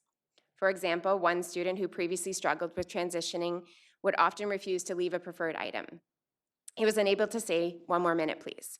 We taught him 1 more minute, and he's now transitioning to his next test regulated daily. He joins group activities and participates with peers for the full session. Looking at our Behavioral Health Index, which measures a student's level of independence, we've seen a measurable increase for every single student. We aren't just teaching compliance, we're increasing their independence and reducing restrictiveness of their daily lives. LifeLab uses evidence-based teaching strategies to help students build meaningful skills. We use behavior skills training. We teach, show, practice, and give feedback. Critically, we support the skills, and then we fade our support away. Our goal is always to make ourselves unnecessary so that the student can advocate for themselves. Data-based decision-making guides every step. And finally, we intentionally program for generalization, meaning skills are practiced across different people, settings, and situations so that students can use them beyond the classroom. The Voices of Life Labs. This is an inclusive, trauma-sensitive space. We partner closely with families, incorporating parent perspectives, cultural relevance, and ensure that we teach in the lab has real-world meaning for the student's life at home. It's about dignity and autonomy. The Life Labs team is a multidisciplinary effort, teachers, educational assistants, and behavior analysts working together. We provide full suite of resources, including lesson planning, coaching, so schools don't feel like they need to build this from scratch. To close, we'd like to show you what it looks like in practice. This video highlights student engagement and real-life skill development.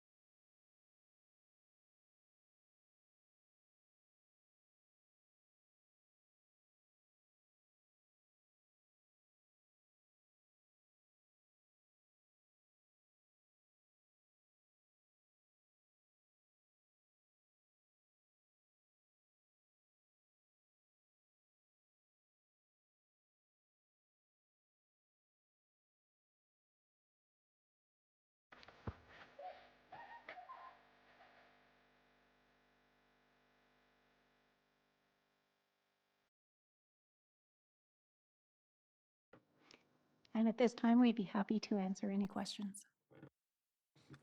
Thank you very much. Trustee Moore?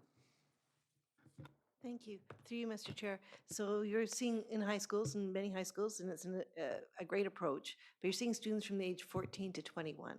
So are you offering like the same course, or can they take different courses with the same approach? I got a little confused in that part. So currently, this program is still rolling out. It's evolving as we go. Right now, our target group is the high school age, so we're not offering it yet in grade 7, 8, although we have, there is some need and some requests for that level, so we're offering it from grade 9 to 12 and up to 21. The other piece of your question related to how the programming evolves with the student needs. So for each of the students, even though the core areas such as communication, flexibility, transitions are core across the group, each student would have individualized goals under those areas. So even within the group, the students' goals might not be exactly the same, but also the goals would evolve as the year goes on. So the IEP could be updated regularly to match the students' progress and ensure they have relevant goals all across the year. Trustee Simpson? Thank you. This is very exciting, actually. I know that traditional social skills programs, one of the problems is always the transference of skills. It doesn't hold. Where with this coaching approach, coach and then watch, I can see how, it transfers to real world situations. So the premise of the program is exciting. My question is more pragmatic. How are we going to be able to continue to fund this? How are we going to roll it out? I would imagine that there's a group of people that are trained and then they're going to coach others. I just want to have an understanding of that because I don't want this to die on the table. I want it to continue to be rolled out. Through you, Mr. Chair. To address that question, we are looking to build capacity across the system. So within the past few programs that have run, so at Notre Dame and St. Patrick's High School, we've had a smaller team, so a special education student services team working directly with the school team. And we would vision over time that the SCSS staff, the special education student services staff, would fade out as the capacity is built within the school. But next year we have quite a few more schools. So our team is actually expanding as we transfer the skills out into the school setting. So we have several educators. We also have our inclusion resource teachers that are partnering with classroom teachers to develop the skill sets and the specialized programming. So we're utilizing the skill sets within the schools as well as the skill sets within the special education department. Did you want to add anything?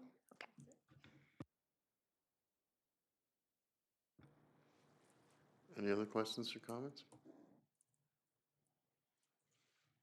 Thank you very much for your presentation. Can I have a mover for the trustee Simpson and trustee Whitted?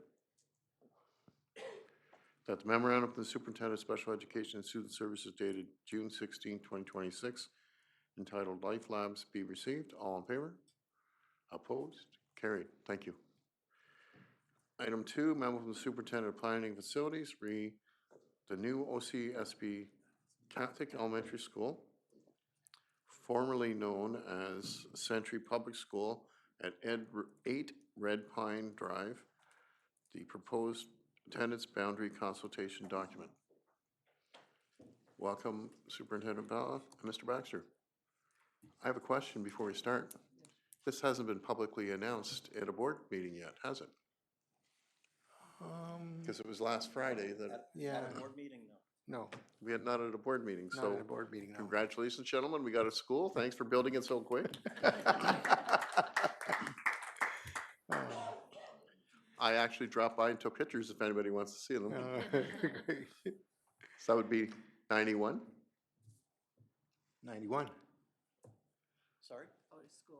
91? Oh, and number That 91. would, I think, at this point, for 2027, including Fernbank North, I think would be 91 or 92. Yeah, somewhere in that number. We can update you at a later. There's something like that. There's a bunch underway, and yes, certainly. And thank you, and through you, Mr. Chair.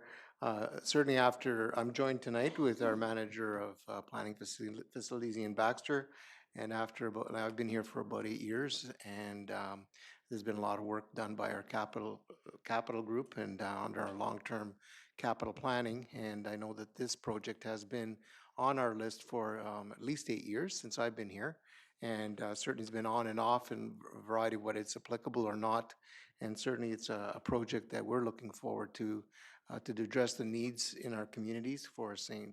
Rita, St. Augustine, and St. Gregory. So Ian's going to take us through tonight the next step on opening a new school, which is the attendance boundary development for the new school, and Ian will go through that tonight for the trustees. Thank you, Superintendent Valla, and good evening, everyone. Through you, Mr. Chair, the Planning and Facilities Group are bringing a memo forward this evening for consideration that includes a proposed attendance boundary for a new elementary school to be opened in the Fisher Glen neighborhood. We are seeking board approval to commence a consultation process and for the use of the attached document as a basis to inform families and receive public input. Next slide, please. So this is a map that shows the area of the city that we are looking at and identifies the location of the site that will contain the new school. The map also shows the locations of the 3 existing elementary schools that would be impacted by its opening. St. Rita was opened in 1954 at the corner of Fisher Avenue and Normandy Drive. St. Augustine was opened 9 years later in the Cortland Park neighborhood, the east side of Fisher Avenue. And the St. Gregory School building was acquired from the English Public School Board in the early 2000s and is located on Meadowlands Drive between Woodruff Avenue and Maryville Road. Next slide, please. So in 2024, a new capital plan was approved by the board, which included finding an accommodation solution for the student populations of St. Rita, St. Augustine, and St. Gregory as its #1 priority. In May 2025, the Ottawa Carleton District School Board made the surplus former Century Public School property available for the first time. Staff subsequently has submitted an expression of interest application and a business case to the ministry to support acquisition of the site. The benefit of acquiring the property was that its location and its size could assist us with alleviating pressures at 3 area schools. Previous plans had involved only St. Rita and St. Augustine. A month later, in June, we received approval from the board to seek input from these 3 school communities respecting an accommodation plan that would include acquisition of the site. Feedback received for this proposal was overwhelmingly positive, with over 70% of respondents indicating their support. As a result of that feedback, acquisition of the property was identified as the board's #1 capital priority in a September 2025 submission to the Ministry of Education. And although Mark stole my thunder a little earlier, I'm pleased to say that 2 weeks ago, on June 12th, we received notice that provincial funding has been provided to both acquire the property and to retrofit the school building to welcome back students. We are planning to reopen the property as a new OCSB elementary school for September 2027. Next slide, please. So this is a bird's eye view of the site that contains the building that will accommodate our new school. The property was closed as a day operating elementary school by the English Public School Board in 2017 as part of its Western Area Review. The school is located at 8 Red Pine Drive in a quiet part of the Fisher Glen neighborhood on a large 5.5-acre parcel of land. The school was built in 1967 and has a permanent capacity of 432 pupil places, and that includes 3 purpose-built kindergarten rooms and 16 regular classrooms. Next slide, please.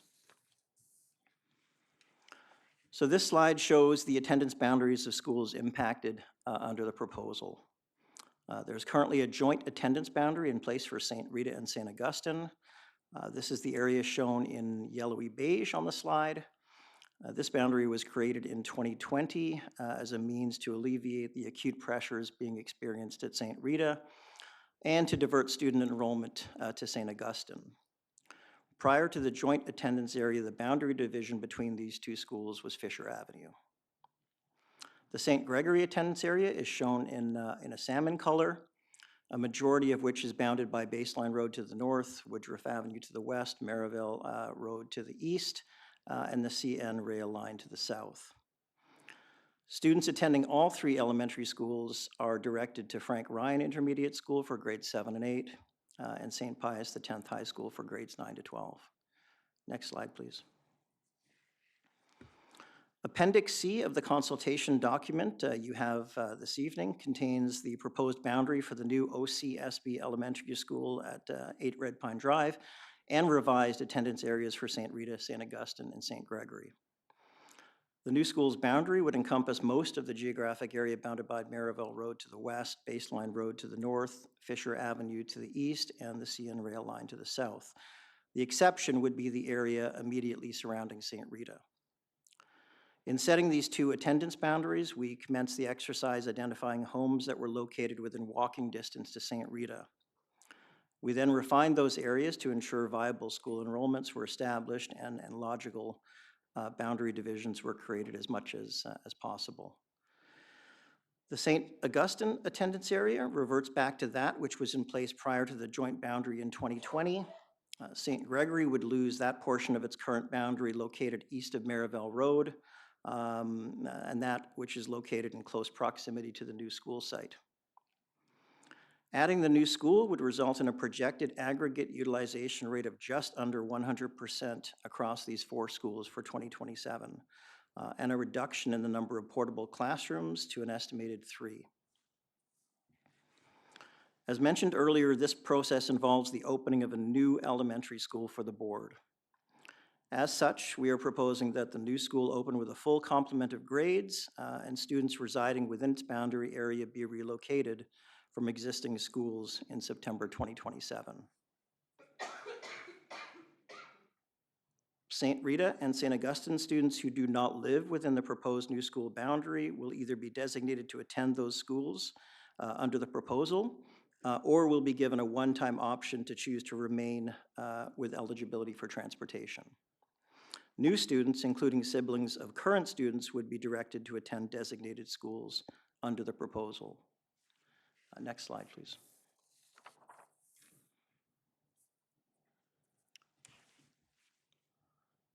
Previous slide, please. So this map shows the proposed attendance area of the new school in gray, as previously discussed. It also shows the revised attendance boundaries of the 3 elementary schools that are impacted, St. Rita in purple shading, St. Augustine in beige, and St. Gregory in that salmon color. Next slide, please. We are recommending that a consultation process with the St. Rita, St. Augustine, and St. Gregory school communities take place over the next 5 months to receive input regarding the proposed new school attendance boundary. A hybrid public meeting in the gymnasium at St. Rita is scheduled for the evening of Thursday, September 24th. A report with a recommendation respecting the new school's attendance area and the input that we received during the consultation process is planned to be brought forward to trustees for consideration in late November. Approved boundary changes would be effective upon the opening of the new school, again planned for September 2027. And I think I'll leave things there and happy to answer any questions. Thanks. Thank you very much. Questions or comments? Trustee Melito.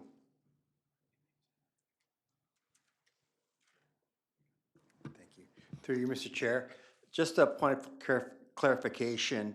So if I'm a grade 6 student at St. Gregory's in that area east of Maryville, I will be going to the new school as a grade 6, correct? Through you, Mr. Chair, if you are a grade 5 in 26-27, residing within that area east of Maryville Road for St. Gregory, you will be attending the new school under the proposal that's out for consideration and for feedback. You would be attending the new school for September 2027. And just to follow up, go ahead. The date of September 24th, is that set in stone for that meeting? As I will be out of the country and I would like to attend. Through you, Mr. Chair, we can likely accommodate that change and modify it. After tonight, beginning tomorrow, we're gonna be setting up a web page, a study web page, where information will be fed to the school community, so we can certainly revise that date. Okay, thank you very much. Trustee Simpson. Now, you're going to need to remind my old brain, do we normally split up siblings? So you were saying that, you know, if there's a child in grade 5 and they have the option to remain at the school that they're in, and a sibling would be going to the new school, so a family could have for several years 2 children in 2 schools? Through you, Mr. Chair, in response to the trustee question, so everything that we have here in terms of that type of process really mirrors what we've been doing in the past. And families that, you're right, in that situation, if the upper grade student chose to remain at, let's say, a St. Rita or a St. Augustine, the younger siblings might be directed to a different school under the proposal. The family could certainly stay together at the newly designated school altogether at one school. Trustee Moore. Thank you. So if the family chose to go to this new school, they're on the other side of Maryville, so they would have required transportation if they had, for either situation, they would be provided transportation? Through you, Mr. Chair, I think what you're referring to is St. Gregory in terms of the east of Maryville Road. Those students, in terms of transportation, those students currently would be bused to St. Gregory, and a majority of those students now would be walking to the new school at 8 Red Pine Drive.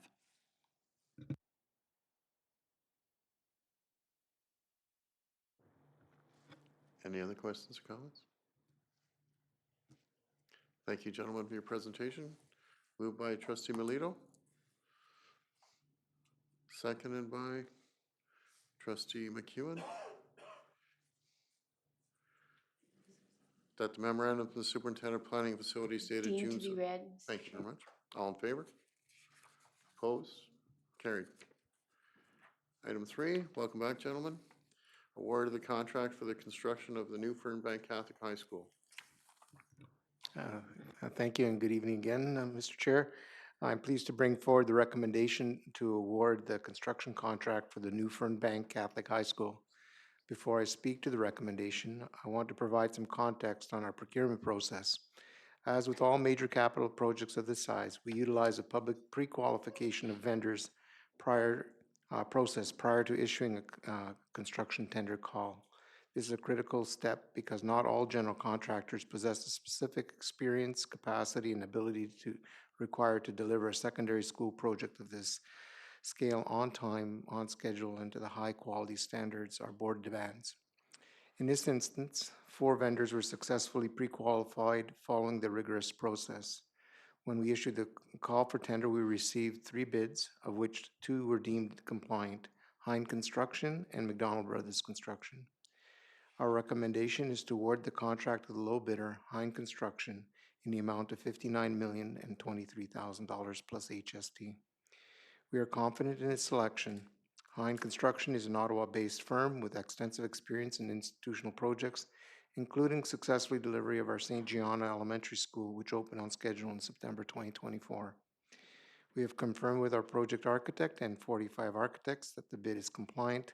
Furthermore, the contract cost is well within the budget approved by the Ministry of Education in our approval to proceed letter received in this past March. With this contract in place, the contractor is expected to mobilize on site in July, and we remain firmly on target for the scheduled completion date in September of 2028. I, along with Mr. Baxter, are happy to answer any questions you may have. Thank you. Thank you. Questions? Trustee Moore? Then Trustee Whittet?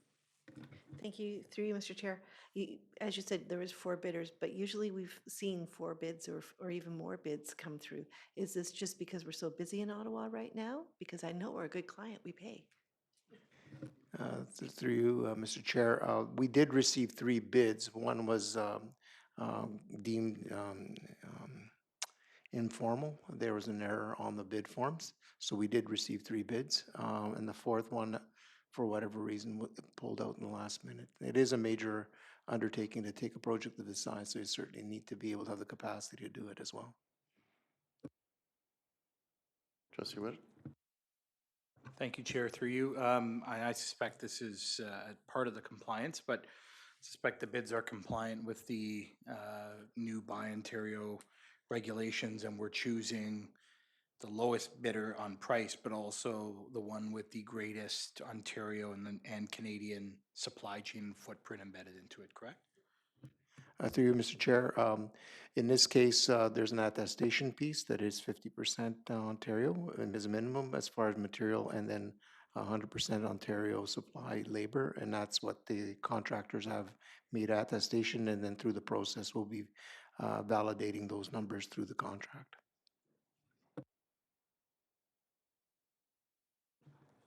Trustee Phelan? Through you, Mr. Chair, another thank you for everything. But I think when we did this back in 2024, I think the number was around 66 million that was approved. So it's good to see that with everything going up in price these days, that you guys have been able to keep it under wraps and in a certain price range that is much lower than what anticipated. So just want to say thanks for that. Really do appreciate it. Any other questions or comments? Mover? Trustee Phelan? Seconded by Trustee Warren. That the memorandum to the Superintendent of Planning and Facilities dated June 17, 2026, entitled Award of Contract Construction excuse me, for the new Fernbank Catholic High School be received, and that subject to satisfactory conclusion of certain contractual matters and the contract for construction of the new Fernbank Catholic High School be, I'm almost there. I To be know, the but Hein Construction in the amount of $59,023,000 plus HST. All in favor? Opposed? Carried. Yeah. Number 4, memo from the Superintendent of Planning and Facilities. Again, delegated authority for matters requiring board approval. Superintendent Val. Yeah, through you, Mr. Chair, and again, good evening. As we approach the summer recess, I'm bringing forward our annual report regarding delegated authority for matters requiring board approval. This measure is essential to ensure that our capital projects continue to progress effectively during summer months when not all members may be available to convene. We are recommending that the delegated authority be granted to the chairperson or vice chair of the board in conjunction with the chief executive officer or either associate director to approve these matters and execute associated documents as required until August 31st, 2026. As in previous years, Staff will provide the board with a full report on any activities undertaken under this delegated authority in September, following the summer recess. This concludes my report. I'm happy to answer any questions you may have. Thank you. Questions or comments? A mover? Trustee Moore, seconded. Trustee Lukatich Byers. That the memorandum from the Superintendent of Planning Facilities entitled Delegated Authority for Matters Requiring Board Approval dated June 19, 2026 be approved. All in favor? Opposed? Carried. Item 5, memo from the Superintendent of Planning and Facilities. Again. 3, St. Peter High School Stabilization Project Funding. Superintendent Bella. Thank you, Mr. Chair. And I'm pleased to present our final report tonight for the St. Peter Stabilization Project. Again, I'm joined by Ian Baxter, our Manager of Planning and Construction, to present a unique facility remediation project update and funding request for this work. As outlined in the memorandum dated June 17th, the board is preparing to commence a major foundation stabilization project at St. Peter starting this summer. I'm here tonight to provide a brief overview of the project, explain our next steps, and respectfully request the board's approval to secure the interim funding necessary to get this work underway. To give you a brief context, since St. Peter opened in 1992, the building has experienced foundation settlement around its original footprint. The rate of this settlement has not been uniform, which has led to some differential movement. While the outer perimeter of the school has largely stabilized over the years, the central three-story core continues to experience persistent ongoing settlement. Throughout this entire period, our geotechnical and structural consultants have continuously monitored the school to address and repair any resulting movement. I want to state clearly and assure the board and the school community the building remains safe to occupy. However, to arrest any further movement of the central core, our consultants strongly recommend undertaking permanent foundation stabilization at this time. To provide a permanent engineer solution, the project entails installing structural steel piles that will be hydraulically driven down to the bedrock. These piles will then be attached to the existing foundations on both the interior and exterior of the building, affecting halting future settlements. Because of substantial undertaking that cannot be isolated just in the summer months, construction will be phased over a multi-year period within the occupied school setting. To manage this complex work, we have retained the construction management firm Laurent and Company. Over the past year, successful test piles were installed to help us determine the optimal construction approach that allows the high school to remain fully operational during the project. Designs are now being finalized and the city has issued a building permit for this work. The contractor is mobilized on site and is collaborating closely with the school administration and our consultants to finalize an 18-month phasing plan. I also want to highlight that comprehensive consultations with the school community and parents have taken place to inform them of the project's phasing and to minimize the impact on daily learning. This remediation work will commence at the end of this month, June 2026, and is targeted for completion for January 2028. The phasing of this work will be closely monitored and adjusted over the 18-month period to expedite the return of instructional space and adapt to any unforeseen site conditions. Turning to the financials, this project requires a significant capital investment. The estimated construction cost of this remediation work is $30 million. To issue a purchase order and execute the full construction contract, a financial commitment for the total amount must be secured against our budget at this time. With the current 2025-26 fiscal year, a school condition improvement budget of $8.95 million has already been allocated for this project. This leaves a shortfall of $21.05 million. We anticipate receiving financial support from the Ministry of Education before the end of the fiscal year in August 31st, 2026. However, to ensure that the stabilization work proceeds without delay, we require immediate access to secured funding. Therefore, we are requesting board approved to temporarily utilize $21.05 million from our facility renewal grants, specifically the School Condition Improvement, or SCI, and School Renewal Allocation, SRA, funds across the upcoming fiscal years until financial support from the province is confirmed.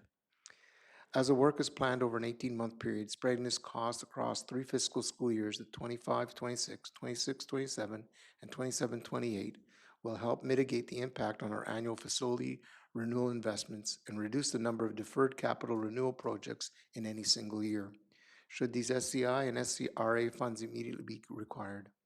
In closing, we're taking a highly proactive, engineered approach to ensure St. Peter High School remains safe, stable, and an excellent learning environment for decades to come. This completes my report, and I'd be happy to take any questions you may have. Thank you. Trustee Whitted and Trustee Moore. Thank you, Chair, through you. Okay, Meryl, so help a guy out who's not great at math and understanding the movement of these monies between accounts. So we're moving it, we're being asked to authorize a $21 million to address that shortfall. That's coming from the SCI allocation. Does that money, like, what's the timelines that money needs to be, I guess, repatriated from the province before it has implications on other things? Or, do we incur interest, or what are the penalties? So help me out with that first one. Through you, Mr. Chair.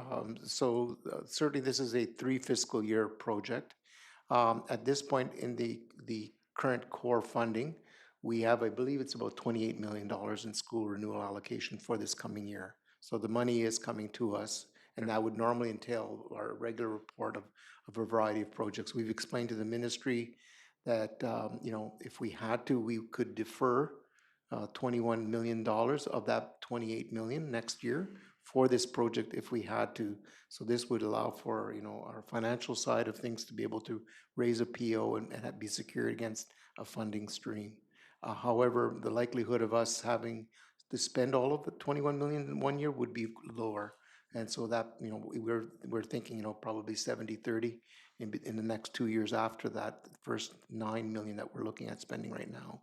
So it is a bit complex, a bit of a juggling act, but bottom line is that we do have money in this year under renewal, under SCI and SRA, that's already been earmarked in the in-year school renewal plan, and for this project. And then the remainder could be offset if we do not receive funding from the ministry.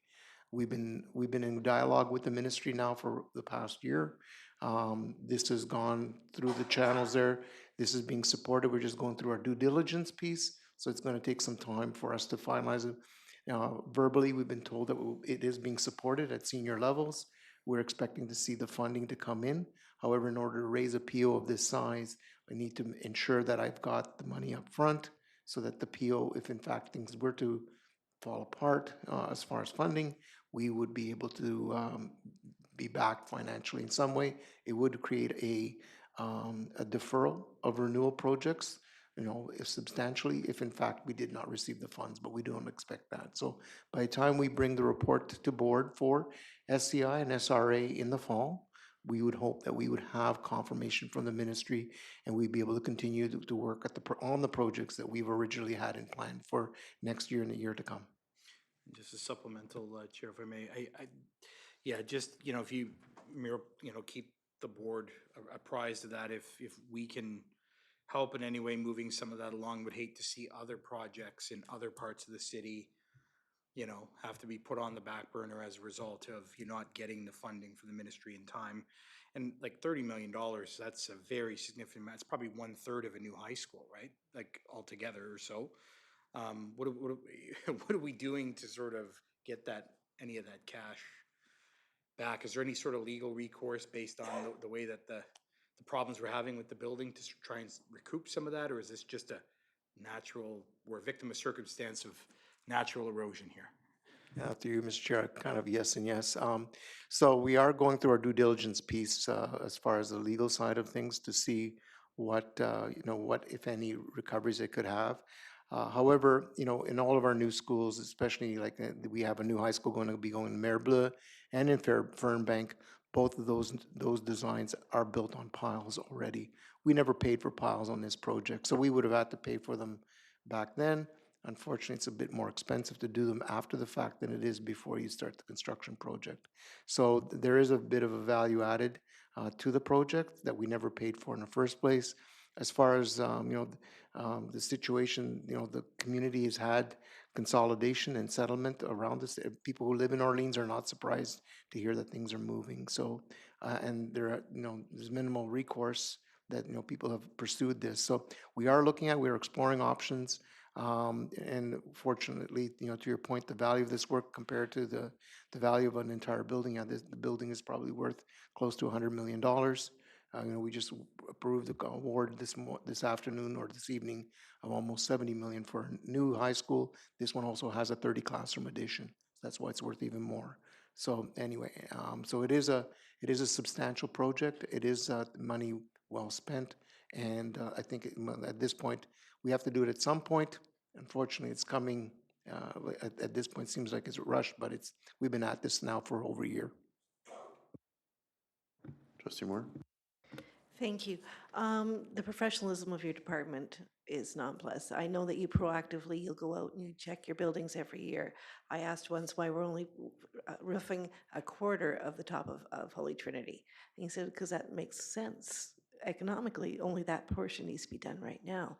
By putting all these projects off for 3 years, it's no longer a proactive approach.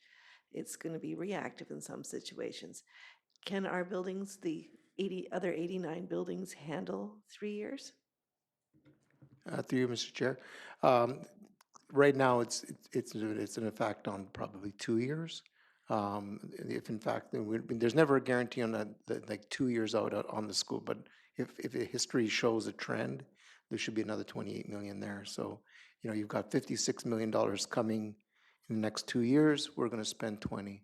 And so, when you look at it that way, it is an impact. The other thing is that we may not be able to do a larger project. There might be several smaller ones that address the higher needs. So we will adapt accordingly. Yeah. Yeah, and just Manager Baxter was also pointing out that this is just a fail-safe side. We do not expect to actually reduce our SRA, SAI projects. This is just for us to be able to secure the financial commitment up front because we don't have authority to raise a $30 million contract. We're not going to spend $30 million in the first year. It'll take us 3 years to get through it, and we expect that we've been not assured, but it's been led to believe that it will be funded. So I think the risk to losing projects in a year and the following one is quite low, but we should prepare for that. I do believe in hope for the best and plan for the worst. And listening to you, I know that you're going to look at this, instead of taking school and changing all the windows, you check to see which ones really need to be changed, work on those and put the rest on a list. Is that sort of what I'm hearing? Yeah.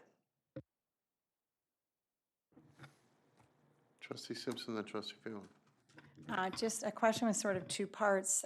First part being the 30 classroom addition. Are we at any risk of any movement under that? Through you, Mr. Chair. We've been monitoring movements for the since 1992, and when we were building the addition in 2005, I believe it is, or 2006, 4, the movements already have been, we're aware of them. The construction style is different. It's a lighter structural elements. It's made out of steel. And I think initially maybe moved a couple of inches at the transition, but the rest of it has stayed stable throughout this period of time. And we're also finding that it's just the center core that seems to be the heaviest because it's a big concrete box that weighs a lot. And that's, basically pulling the rest of the building around it down. When we stabilize it here, we don't expect any further movement. The engineers feel very confident that that's the case. We haven't seen movement in the outlying area outside of, of any substance outside of that center core. So I think that the addition in itself has been pretty stable and has not moved since probably the second year of it was built. And the second part, I know there's going to be, we're going to be starting this project over the summer. Is there any way, like we do with other construction projects in Ottawa, that we sort of step up the amount of time that's spent during the good weather months, and for us, it would be in the months that children are not, or students are not in the building. Yeah, through you, Mr. Chair. As far as the work, yes, there's shift work that's being planned. A day and evening shift are being planned currently. There are noise bylaws, so that you don't want to run equipment through 11 till 7. So the plan is currently to work 2 shifts, 5 days a week. And, you know, certainly we do need to give people a break. But they have two superintendents assigned to this project, and that's partly why some of the costs are higher, because we do have that much more labor in a shorter period of time. And on top of that, we are mindful of the noise that the work might produce. So some of the quieter stuff, like the hydraulic pile driving, is a very quiet process that might happen through the day, but in the evening when there's grinding and cutting and bolting, that will happen in evenings and when the kids are out. Trustee Fallon. Through you, Chair. I was going to ask about project impacted, but I think that one's been addressed with our trustees. The other one, just asking about Loren and Company, if I've said that correctly. We've already had a pilot done with them and whatnot, so it sounds like we're sticky with them right now. But was there anybody else, or is there any other, construction companies that do play in this space that were competitive? Or I imagine you did your due diligence, just want to check, that's all. Yeah, through Mr. Chair, it was an open tender, but certainly we solicited a variety of construction management firms. So these aren't your general contractors. They specialize in this kind of work. We had 2 bidders that actually provided us with offers of services. As you can imagine, this is a very fast track, last minute, so not many large companies either have resources to come in like this, but they are a large firm. And they were, again, it is a competitively procured piece, so that the construction manager that we have is a lower rate than the second bidder. So it was a competitive process, although it is, to a certain degree, part of it is time and material with the administration side of it, with the general contractor.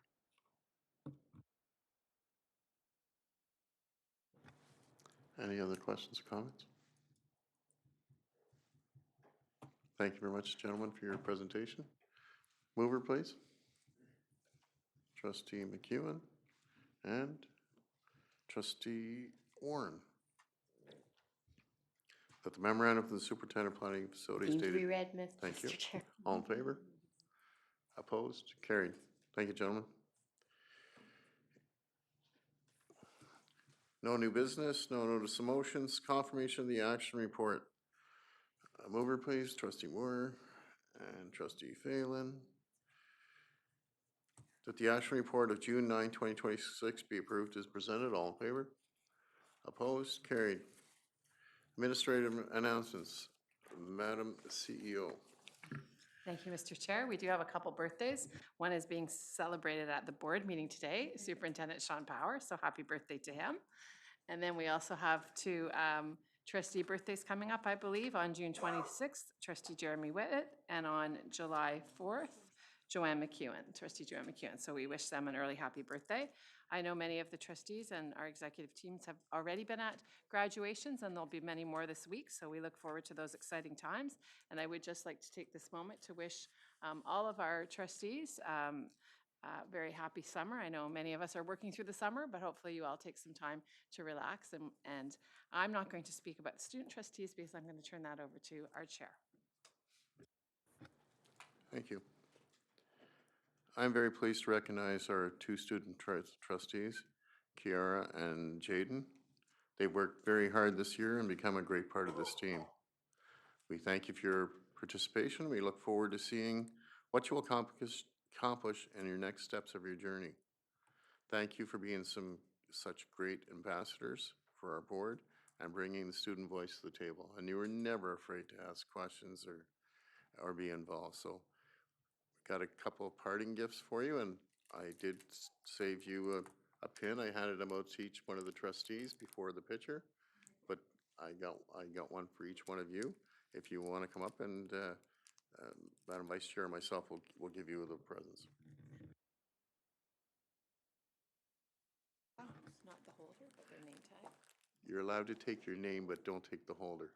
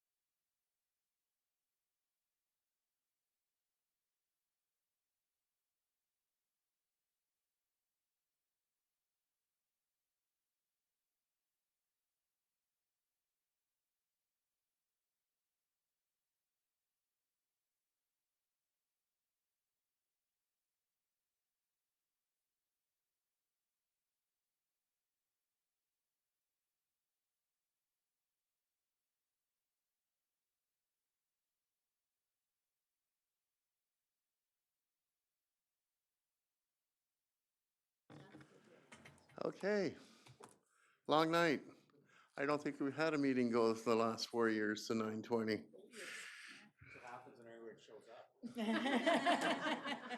In case everybody didn't notice, this is the first meeting in a very long time that all 10 of us are sitting at the table. And I do thank everybody for showing up in person. Everybody enjoy the summer, relax. Don't work so much. I'm the worst person to say that, but enjoy, unwind a bit, and thank you for everything you do for Catholic education and for the Ottawa Catholic School Board. So mover to adjourn, please. Trustee Melito. And Trustee Phelan, of course. That the regular board meeting of June 23rd be adjourned at 9:21 p.m. All in favor? Opposed? Carried. Thank you.